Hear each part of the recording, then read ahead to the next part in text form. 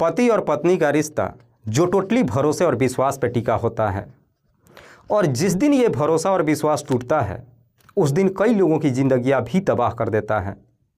आज की भी कहानी में सेम कुछ ऐसी होता है, जिसकी वजह से ना सिर्फ एक व्यक्ति की मौत हो जाती है बल्कि उसके बाद कई लोग सलाखों के पीछे भी पहुंच जाते हैं।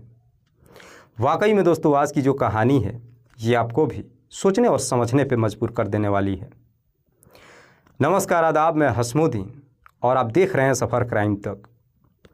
आज की जो सच्ची घटना मैं आपको सुनाने वाला हूँ, ये घटना है महाराष्ट्र प्रदेश के मुंबई शहर की। मुंबई का एक थाना पड़ता है पंतनगर, और इसी पंतनगर का एक इलाका आता है सहकार नगर, और इसी सहकार नगर इलाके का रहने वाला नीरज ठाकुर। नीरज जिसकी उम्र है लगभग 35 साल के आसपास। नीरज के परिवार में उसकी पत्नी के अलावा 3 बच्चे हैं। नीरज की पत्नी का नाम है रूबी, जिसकी उम्र है 32 साल। नीरज जो इसी सहकार नगर में स्थित न्यू सुलभ शौचालय में कर्मचारी की नौकरी करता है। एक ऐसा शौचालय जो सरकार के द्वारा समाज के लिए बनाया गया है, जिसके टेरिस पे कई सारे कमरे भी बना है। इन्हीं कमरों में नीरज अपने परिवार के साथ रहता है। बात कर रहा हूँ मैं 12 मार्च की सुबह। नीरज अपने घर से तो निकलता है, लेकिन उसके बाद से दोबारा कभी घर ही वापस नहीं आता है। सुबह से शाम हो जाती है। रूबी कई बार अपने पति के नंबर पर फ़ोन करती है, लेकिन बावजूद इसके नीरज का नंबर कभी ऑन ही नहीं होता है, और देखते ही देखते पूरी रात गुजर जाती है। अगली सुबह तक भी नीरज जब घर पे वापस नहीं आता है, सुबह ही रूबी इसी पंतनगर थाने में जाती है और अपने पति का गुमशुदगी का रिपोर्ट दर्ज करा देती है, और साथ ही साथ इस बात की जानकारी अपने ससुराल वालों को दे देती है। नीरज के पिता का नाम है रघुनाथ ठाकुर। इधर नीरज के पिता को जैसे ही मालूम चलता है इस बात की जानकारी, अपने साले रामाशंकर चौधरी को देते हैं। रामाशंकर चौधरी जो इसी मुंबई के सांता क्रूज में अपने परिवार के साथ रहते हैं और एक छोटा सा बिजनेस करते हैं। इधर नीरज के मामा रामाशंकर को जैसे ही मालूम चलता है, नीरज के पिता रघुनाथ को अपने पास बुला लेते हैं और सीधे नीरज के घर पे पहुंच जाते हैं, और फिर नीरज के बारे में उसकी पत्नी रूबी से पूछताछ करते हैं। रूबी कहती है कि सुबह 250 रुपया लेकर के घर से निकले, लेकिन उसके बाद से ना तो उनका कभी मोबाइल ही ऑन हुआ और ना ही घर वापस आए। इसीलिए मैं थाने में जाकर उनका गुमशुदगी का रिपोर्ट दर्ज करा दी हूँ, लेकिन पुलिस भी इस केस को सीरियस तरीके से नहीं ले रही है। रूबी जब ये सारी बातें अपने ससुर और मामा रामाशंकर को बताती है, रामाशंकर अपने साले को लेकर के वहाँ के जितने भी उनके रिश्तेदार होते हैं सबके घरों पे जाते हैं। साथ ही साथ उन सारे हॉस्पिटलों में भी जाते हैं जहाँ पे अगर किसी का एक्सीडेंट होता है उसे भर्ती कराया जाता है, लेकिन कहीं पे भी नीरज का पता नहीं चलता है। धीरे धीरे समय गुजरने लगता है और लगभग 2 सप्ताह का समय गुजर जाता है। 2 सप्ताह बाद 25 मार्च को रूबी अपने मम्मी ससुर रामाशंकर से कहते हैं कि मैं जब शौचालय में गई थी, न जाने क्यों मुझे ऐसा लग रहा था कि शायद उस शौचालय के टंकी से नीरज मुझे आवाज़ दे रहा है। नीरज कह रहा है कि मैं इसी टंकी में हूँ, मुझे बचा लो। हालांकि उसके बाद दोबारा फिर से मैं उस टंकी पे गई, लेकिन मुझे कोई आवाज़ नहीं सुनाई दी। रूबी जब इस तरह की बातें अपने मम्मी ससुर रामाशंकर से कहती है, रामाशंकर भी जो अंधविश्वास में काफ़ी भरोसा रखता था, रामाशंकर को लगता है कि शायद नीरज की मौत हो चुकी है और उसकी आत्मा भटक रही है। रामाशंकर भी 27 मार्च को उसी शौचालय के टंकी पे जाता है जहाँ पे उसे काफ़ी बदबू महसूस होती है। अभी उस टंकी के पास खड़ा ही था, तभी शौचालय के सफाई कर्मचारी प्रशांत आ जाता है और वहाँ पे आसपास में फिनाइल डालने लगता है। जब फिनाइल डालता है, रामाशंकर उससे पूछताछ करता है कि तुम ये फिनाइल क्यों डाल रहे हो। प्रशांत कहता है कि इतनी काफ़ी बदबू आ रही है जिससे लोग काफ़ी परेशान हो चुके हैं, इसीलिए मैं ये फिनाइल डाल रहा हूँ। रामाशंकर कहता है कि शायद वो बदबू इस टंकी से आ रही है, क्या तुम इसके ढक्कन को हटा सकते हो। प्रशांत इसके लिए तैयार नहीं होता है, इसीलिए रामाशंकर खुद ही उस टंकी का ढक्कन हटा देता है। पर जैसे ही ढक्कन को हटाता है, अंदर से इतनी काफ़ी मात्रा में बदबू आती है जो खुद रामाशंकर भी बर्दाश्त नहीं कर पाता है। करीब 5 मिनट के बाद जब टंकी के अंदर झांक करके देखता है तो उसे अंदर एक सफ़ेद चादर में कुछ लिपटा हुआ दिखाई देता है, जिसे देख करके अंदाज़ा लगाया जाता है कि शायद उस टंकी के अंदर कोई डेड बॉडी पड़ा है। उसी से ये बदबू भी आ रही थी।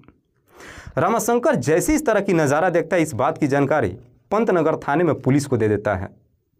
इधर पुलिस को जैसे ही सूचना मिलती है, पुलिस अपने टीम के साथ घटनास्थल पर पहुंचती है और फिर फायर ब्रिगेड कर्मचारी को वहां पर बुलाकर उस चादर को बाहर निकलवाती है, जिसमें एक डेड बॉडी तो था लेकिन बुरी तरीके से सड़ गल चुका था। लेकिन फिर भी वो डेड बॉडी पहचान में आ जाता है। दरअसल वो डेड बॉडी किसी और का नहीं बल्कि नीरज का ही था। नीरज की जैसे ही शिनाख्त हो जाती है, पुलिस सबसे पहले डेड बॉडी को अपने कब्जे में लेती है और उसे पोस्टमार्टम के लिए भेज देती है। और फिर इस बारे में नीरज की पत्नी रूबी से पूछताछ करती है। रूबी कहती है कि साहब, मुझे ये तो नहीं मालूम कि मेरे पति की हत्या किसने किया है, लेकिन उस दिन सुबह सुबह मेरे पति 250 रुपया लेकर के घर से निकले थे। पुलिस रूबी के तहरीर पर धारा 302 के तहत अज्ञात अपराधियों के विरोध में मुकदमा दर्ज करती है और इस केस की छानबीन करना शुरू करती है। पुलिस अपनी तमाम कोशिश कर लेती है, लेकिन इसके बावजूद भी अपराधियों का कहीं कुछ पता नहीं चलता है। इधर जब नीरज का पोस्टमार्टम रिपोर्ट आता है तो उस पोस्टमार्टम रिपोर्ट में बताया जाता है कि नीरज के गले पे किसी तेजधार हथियार को चलाया गया है। इसके बाद से पुलिस अब अपराधियों तक पहुंचने के लिए अपनी कोशिश करना शुरू कर देती है। पुलिस को न जाने क्यों नीरज की पत्नी रूबी के ऊपर ही शक चला जाता है, लेकिन शक के आधार पर पुलिस रूबी को अपने कस्टडी में भी नहीं ले सकती थी। इसीलिए पुलिस अब रूबी के बारे में वहां के आसपास के लोगों से पूछताछ करना शुरू कर देती है। आसपास के लोग पुलिस से कहते हैं कि साहब, हमें ये तो नहीं मालूम कि नीरज की हत्या किसने किया है, लेकिन नीरज और उसकी पत्नी के बीच अक्सर झगड़े तकरार होते रहता था। आसपास के लोग जैसी इस तरह की बातें पुलिस से कहते हैं, पुलिस को और भी रूबी के ऊपर गहरा शक चला जाता है और इसी शक के आधार पर पुलिस अब रूबी के मोबाइल नंबर का कॉल डिटेल्स निकालती है।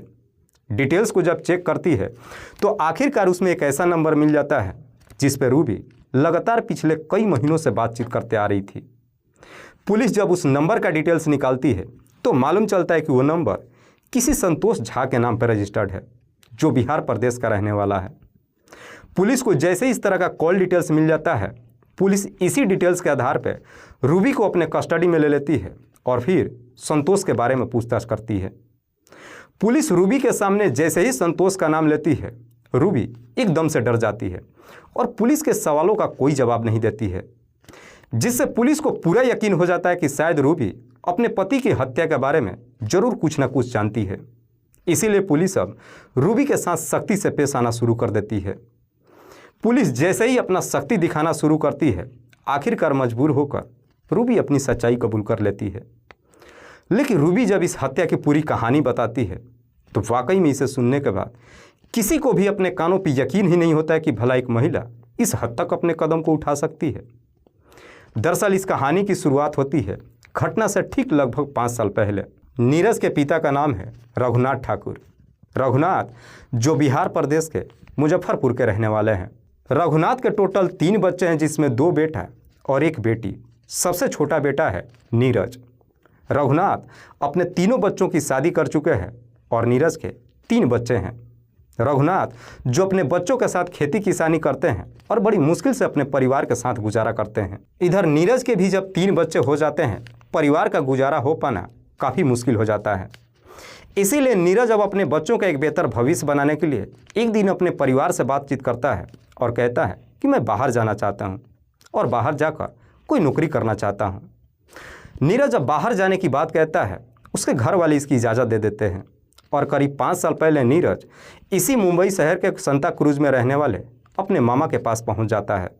नीरज के मामा रामाशंकर जो एक छोटा सा व्यवसाय करते हैं, उसी में नीरज भी हाथ बटाने लगता है।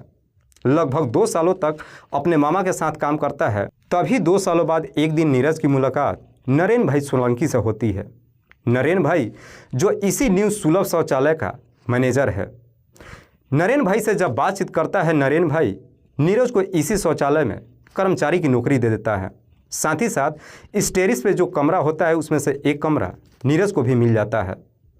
इधर नीरज को जैसे ही नौकरी मिल जाती है, कमरा मिल जाता है, उसके बाद से नीरज गांव में आता है, अपनी पत्नी और बच्चों को भी लेकर के आता है और फिर इसी कमरे में अपने परिवार के साथ खुशहाल तरीके से जीवन व्यतीत करने लगता है।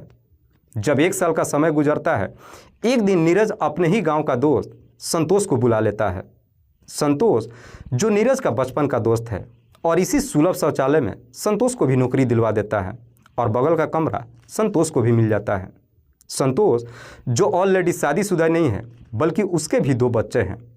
हालांकि संतोष नीरज से उम्र में छोटा है, इसीलिए उसकी पत्नी को भाभी कहकर के बुलाता है। चूँकि संतोष और रूबी के बीच में देवर भाभी का रिश्ता होता है, इसलिए दोनों अक्सर एक दूसरे से मजाक भी करते हैं। लेकिन मजाक करते करते संतोष और रूबी कब दोनों एक दूसरे के करीब आ जाते हैं, दोनों को नहीं मालूम चलता है। और आखिरकार एक दिन संतोष और रूबी के बीच उन्हीं के घर के अंदर अवैध संबंध बन जाता है। एक बार जब ये सिलसिला शुरू होता है, उसके बाद से कभी रुकने का नाम ही नहीं लेता है। हालांकि इस बात की जानकारी नीरज को कभी नहीं मालूम चलता है। दोनों अपने प्यार में इस कदर से आगे बढ़ जाते हैं कि एक दिन जब रूबी के घर के अंदर ही नीरज और रूबी एक दूसरे से मुलाकात कर रहे होते हैं, उसी वक्त नीरज पहुंच जाता है और दोनों को आपत्तिजनक स्थिति में देख लेता है। नीरज जैसे इस तरह की नज़ारा देखता है, इस प्रकार से गुस्से में आ जाता है कि वहां से संतोष तो भाग जाता है, लेकिन नीरज अपनी पत्नी की बुरी तरीके से पिटाई करता है। उसके बाद से नीरज अब आए दिन हर रोज छोटी मोटी बातों को लेकर अपनी पत्नी की बुरी तरीके से पिटाई करने लगता है, जिसकी वजह से रूबी को भी अपने आसपास में काफ़ी बेइज्जती महसूस होती है। रूबी अपने पति से इस प्रकार से तंग आ जाती है कि अब अपने पति से छुटकारा पाने के लिए एक दिन रूबी अपने पति को इस दुनिया से हटाने का तय कर देती है और फिर अपने पति को इस दुनिया से हटाने के लिए अपने प्रेमी संतोष से बातचीत करती है।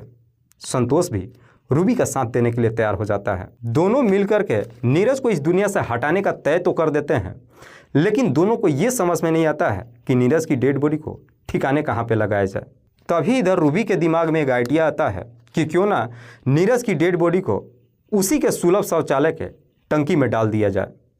लेकिन टंकी में उसकी डेड बॉडी को डालना रूबी के लिए आसान बात नहीं था, क्योंकि वहाँ पे हर रोज़ प्रशांत साफ सफाई करने के लिए जाता था, जिस वजह से रूबी को शक हो जाता है कि शायद हम पकड़े जाएंगे।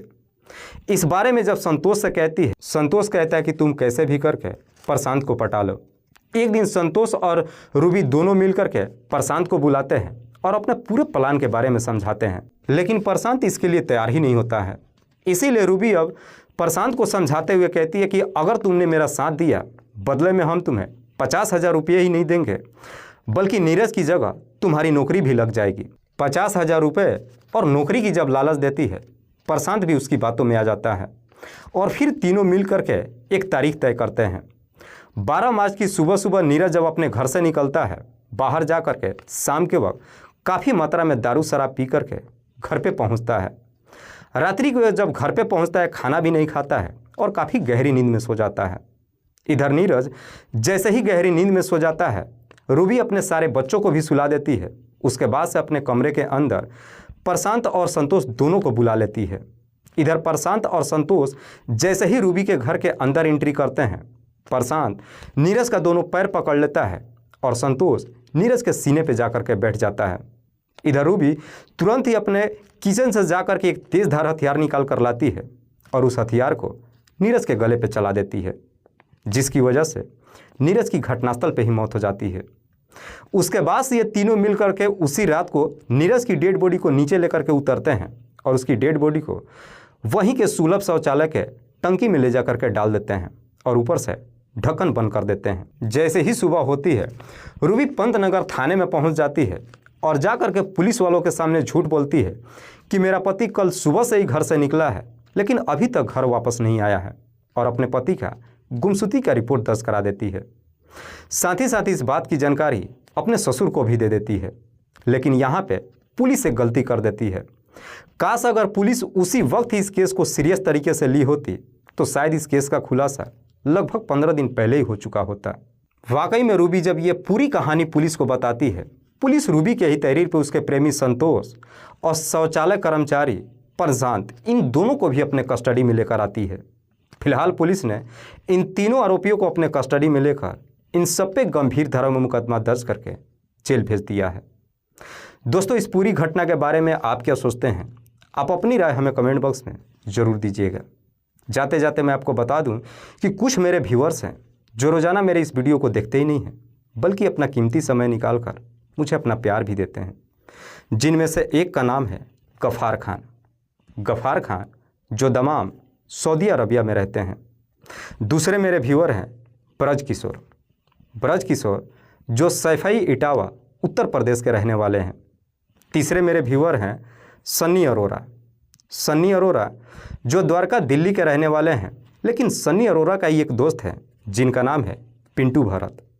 पिंटू भरत जो बिहार प्रदेश के रहने वाले हैं। मैं आप तमाम व्यूअर्स को तहे दिल से शुक्रिया अदा करता हूँ। कल फिर मिलते हैं एक और नई सच्ची घटना के साथ। तब तक के लिए जय हिंद, जय भारत।